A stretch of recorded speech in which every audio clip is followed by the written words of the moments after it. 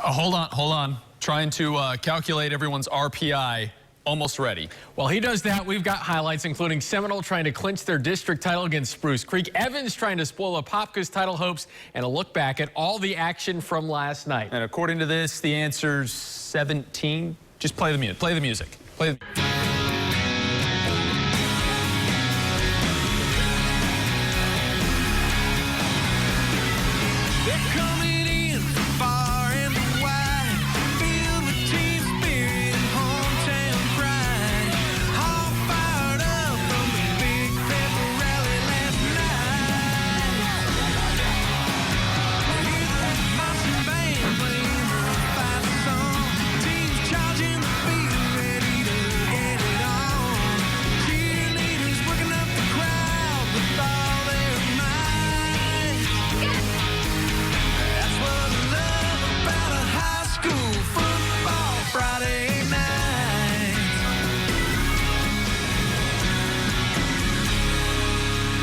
Good evening, everyone. I'm Joe. He's Christian. This is Football Friday Night on 9, presented by McCoy Federal Credit Union. And a quick warning, we do have some severe weather out there. If there are any threats from tornadoes, we'll toss it back over to Tom Terry in the Severe Weather Center. All right, until then, we've reached the point in the season where teams can start clinching district titles, and Seminole had a chance to do just that in the McCoy Game of the Week. That's right. Knowles traveling out to Spruce Creek. Seminole would clinch with a win, but Hawks still had a shot at the title as well when this thing kicked off. First quarter, Spruce Creek celebrates first. Check out the diving touchdown grab from Kevin Minkler, the touchdown sprinkler, I guess. 7-0 Hawks.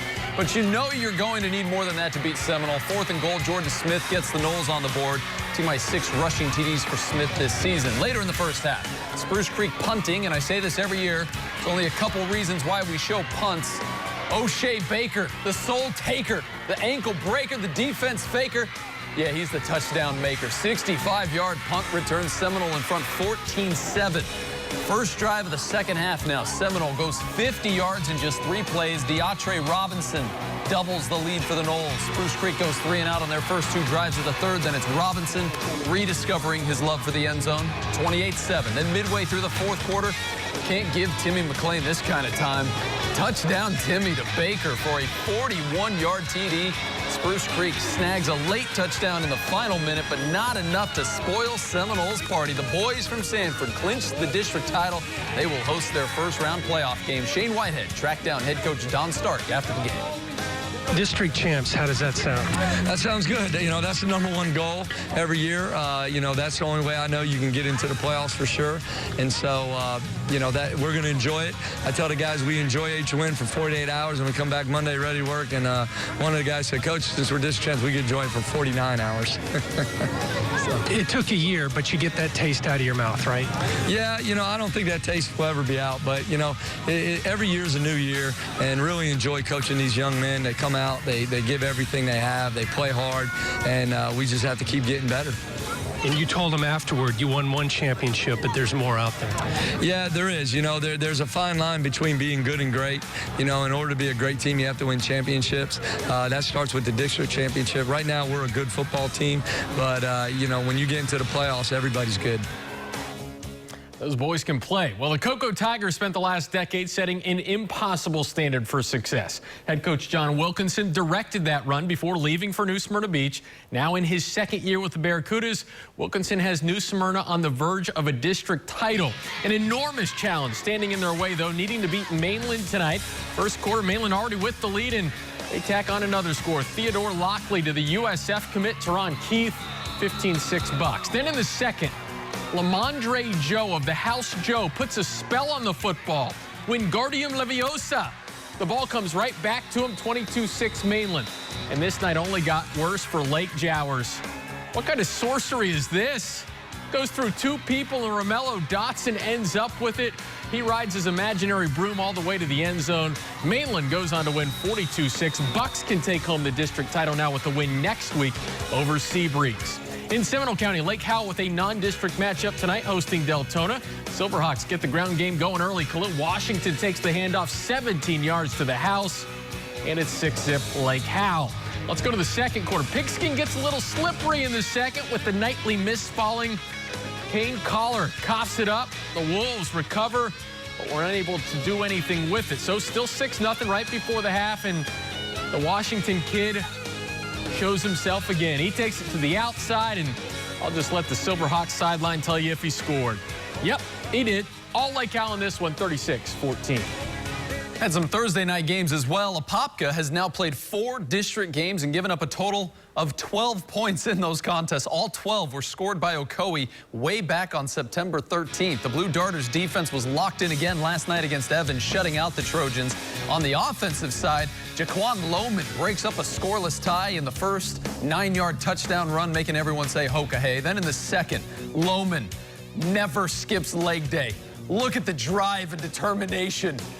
Doesn't go down until he's in the end zone. Blue Darters would add one more touchdown in the second to make it 21-0 at the half, eventually winning 28-0, their 3rd straight shutout in district play.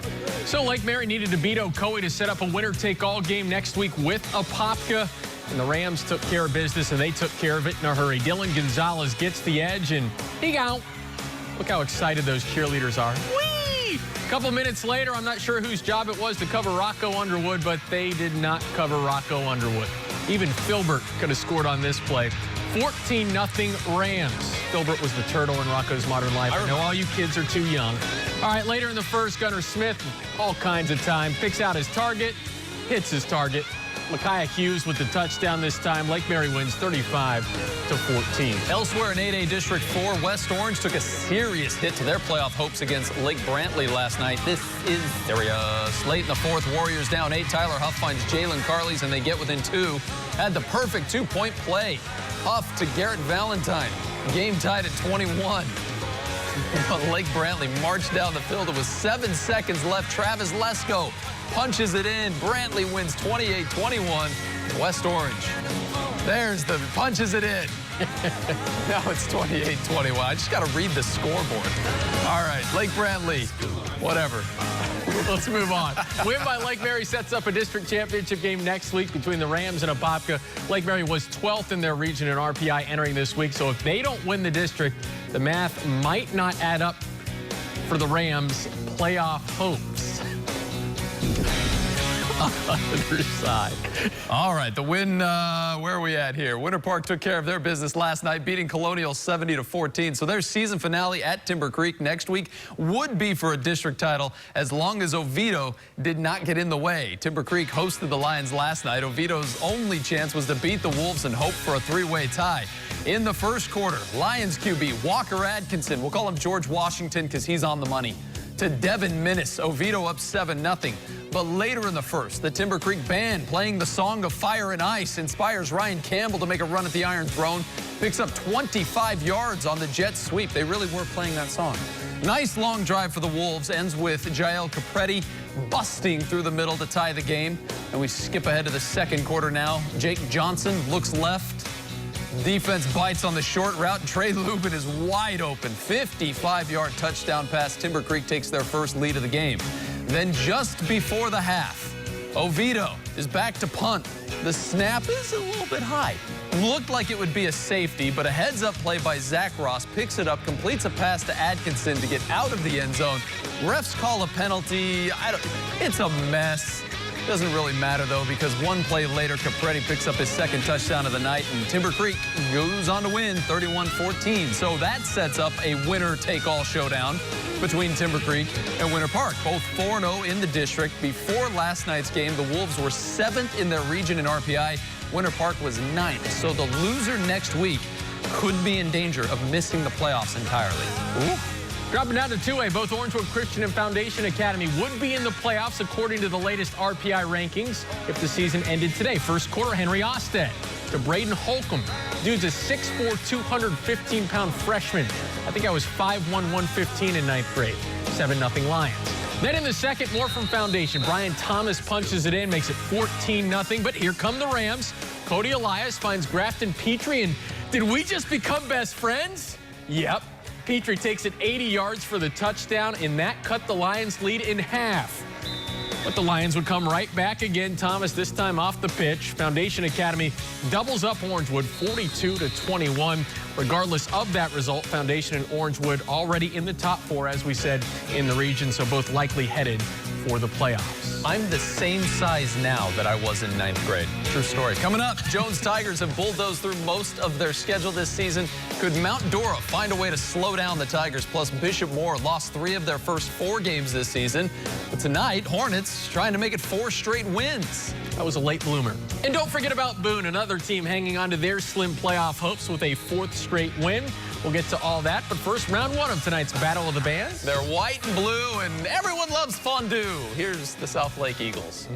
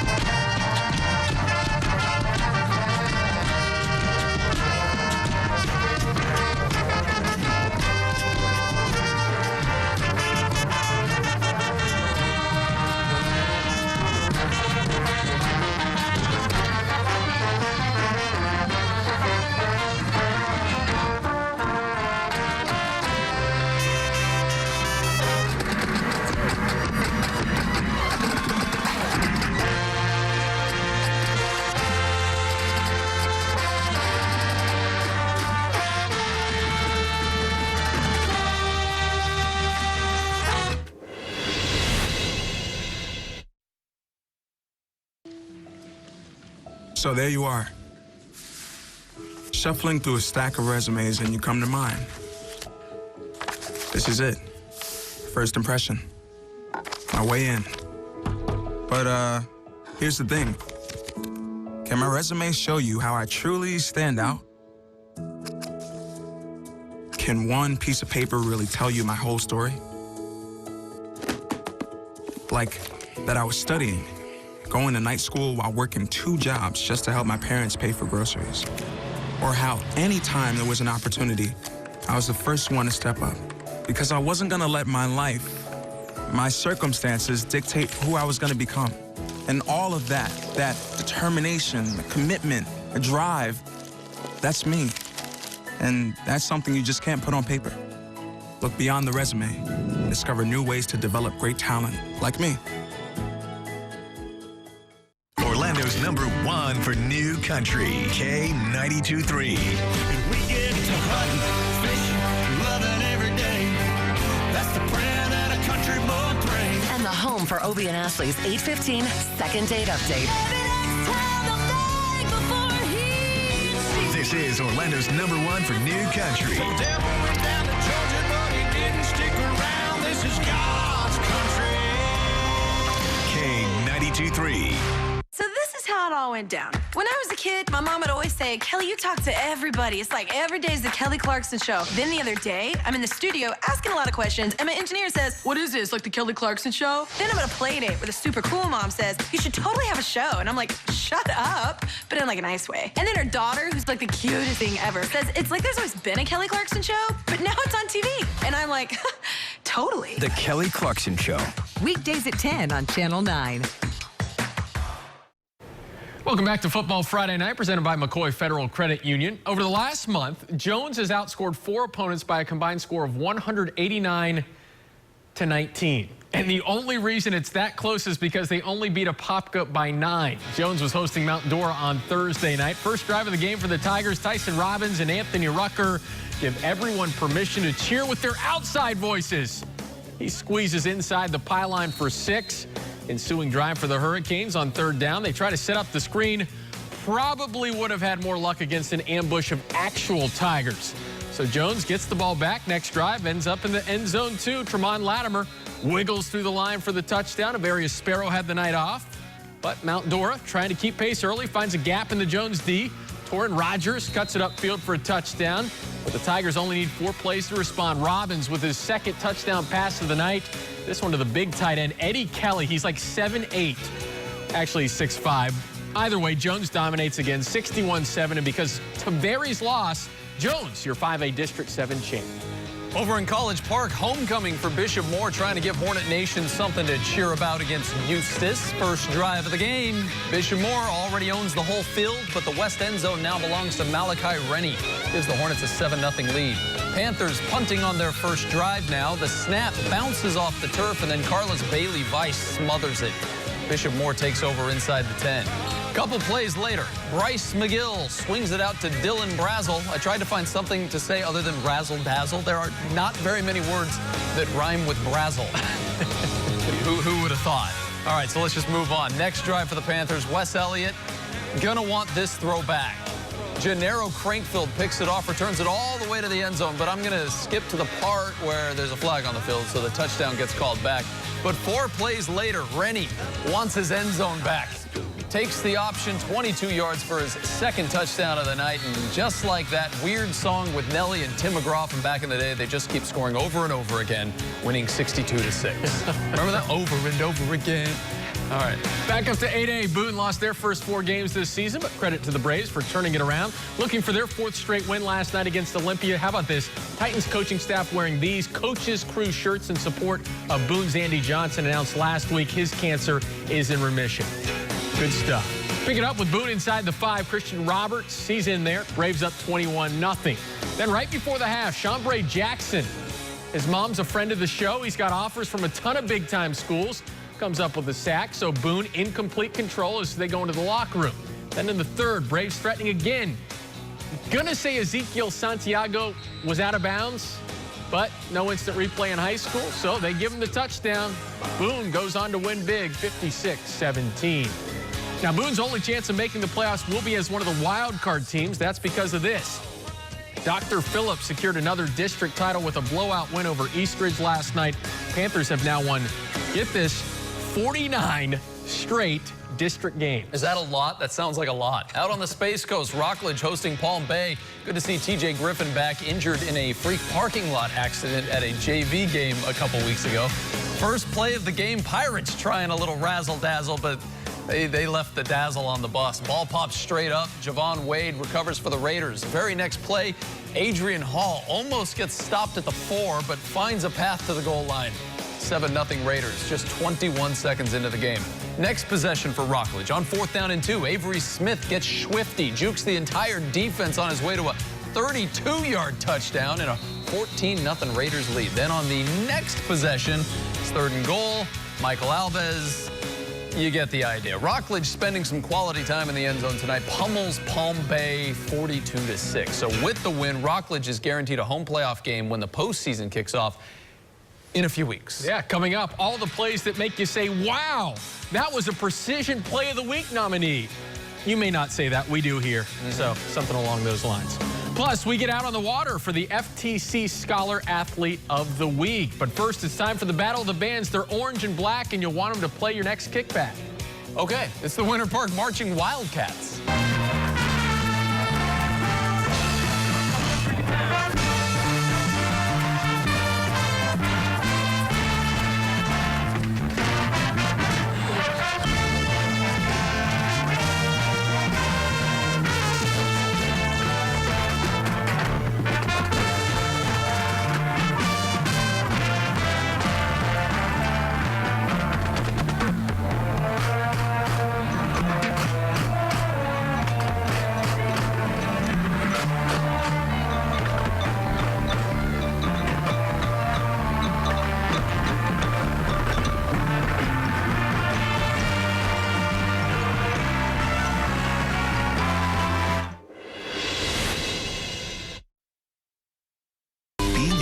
Is an adventure full of special moments. A cruise? Surprise! Unexpected moments. I got this. And even awkward moments. Okay, Dad, thank you. But every moment you spend with your kids, even the smallest moments, can make the biggest impact on your child's life. So take a moment to be a dad today.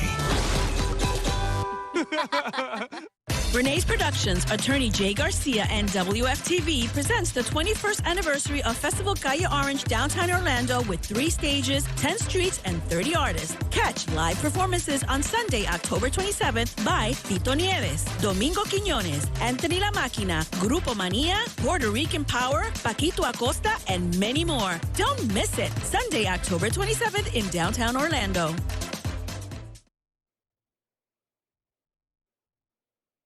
Power 95.3. Yeah. Orlando's new #1 for all the hits. It's a moment when I show up, God, I'm saying wow. 100 bands in my pocket, it's on. Power 95.3. Custom designed for Orlando. I got it. I want it. 2 hours commercial free at 11:30, 4:30, and 8:30. Like a light, like a light, like a light, like a light. Power 95.3. Orlando's new #1 for all the hits. What made Steve say? Your pastor is watching. What food gets you in the mood? Whipped cream. Angela, I am surprised. Your pastor is watching. And your answer is whipped cream. Family Feud. Hope it's up there, Steve. Well, if it ain't up there, we just found out a lot about you, though, didn't we? Weeknights at 7 on TV 27. Covering Flagler County's biggest stories, Channel 9 Eyewitness News. Welcome back to football Friday night. Quick update. Bruey and I are facing each other in fantasy football this week. Neither of us had anyone in last night's game, so still locked in a tight 0-0 tie. We'll keep you updated throughout the weekend. Honestly, though, nobody cares about our fantasy team, so we'll move on to the precision plays of the week, starting with last week's winner. Let's do it. The voting on social media was close, but the win goes to Andre Cooper, the touchdown scooper. An incredible one-handed catch. Even Odell Beckham Jr.'s jaw dropped on that one. Connor Johnson on the throwing end of that gem. To play #1 from this week, APOPKA's Jaquan Lohman. We told you never skips leg day. Did his front squats, his back squats, his leg press, and his calf raises, and then carried a giant wooden horse full of Trojans into the end zone. Play #2 belongs to O'Shea Baker out of Seminole. I'm told police are investigating to see if what he did to the Spruce Creek punt team was a crime. 65-yard touchdown return. Not the first time Baker has made us say wow this season. Wow. And play #3, Lamondre Joe, the Mainland corner, jumps the rope, then tips it to himself. The force is strong with this one.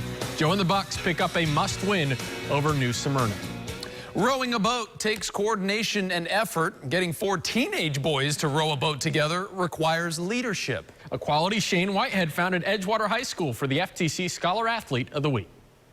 This week's Scholar Athlete has a 4.9 GPA, ranked 27th in her class, plays in the school orchestra, and is coxswain on the boys varsity crew team at Edgewater High School. Senior Gabrielle Sabatini is also the first female captain of the boys crew team at Edgewater since the program was established in 1963. I'm just honored that my teammates and my coaches, they thought that I had the leadership skills in order to become the first female captain of the men's team. Out and down together. Her teammates, since they select the captain, they have the utmost respect for her. How unique of an experience has this been? It's been absolutely amazing. I would never change it.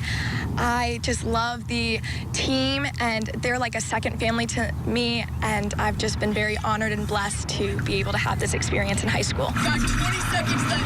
Push. Last 10. 1 shoot. 2 press. 3 on grade. 132. How hard have you had to work to get these guys to recognize your authority on the boat? Well, they're definitely very respectful to me as I am to them. So it's just a mutual kind of relationship with respect. Last April, Gabby and her team finished second at the state regatta by this much. She hopes to stay on the water in college. The University of Washington is her choice, college crew's #1 program. Gabby plans to earn a degree in mechanical engineering. Gabrielle Sabatini, our Scholar Athlete of the Week. We're accepting nominations for future Scholar Athletes. You can enter your favorite student by filling out the form on the high school page at WFTV.com. Now it's the Battle of the Bands. They're blue and gold, and this bit never gets old. The Mainland Marching Band.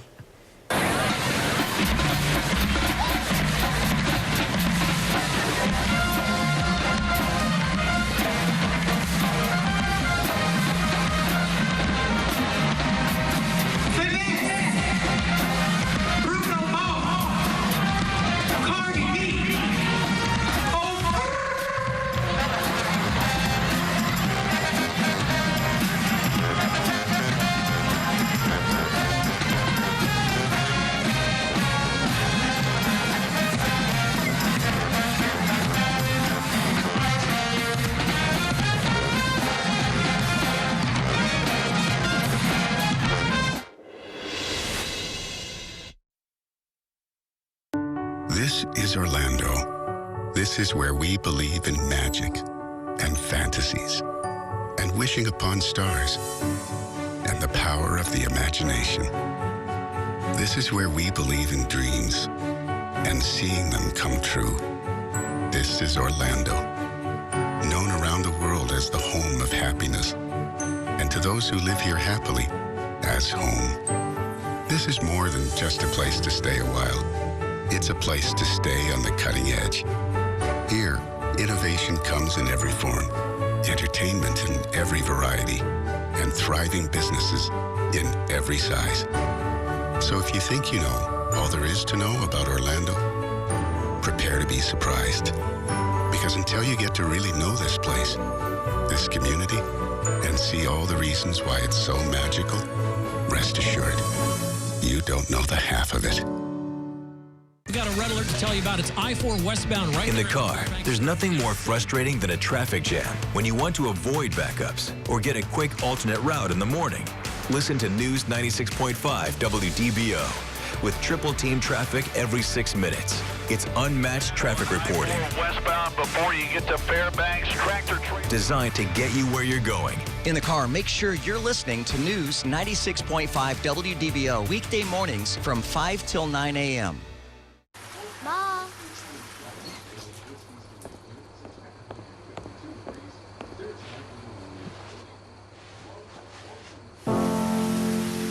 Dear.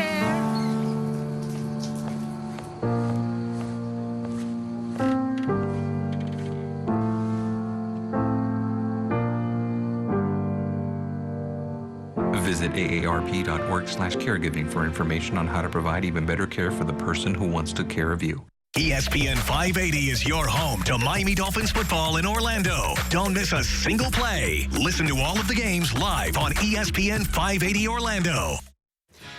We're almost out of time, but before we go, let's remind you about tomorrow's college football action here on Channel 9. Yeah, Louisville and Clemson get us started at noon, then a couple of top 25 matchups after that. Oregon at Washington at 3:30, and then we get Michigan at Penn State in a whiteout. That one should be fun at 7:30. That's going to do it for us. Good night, everyone.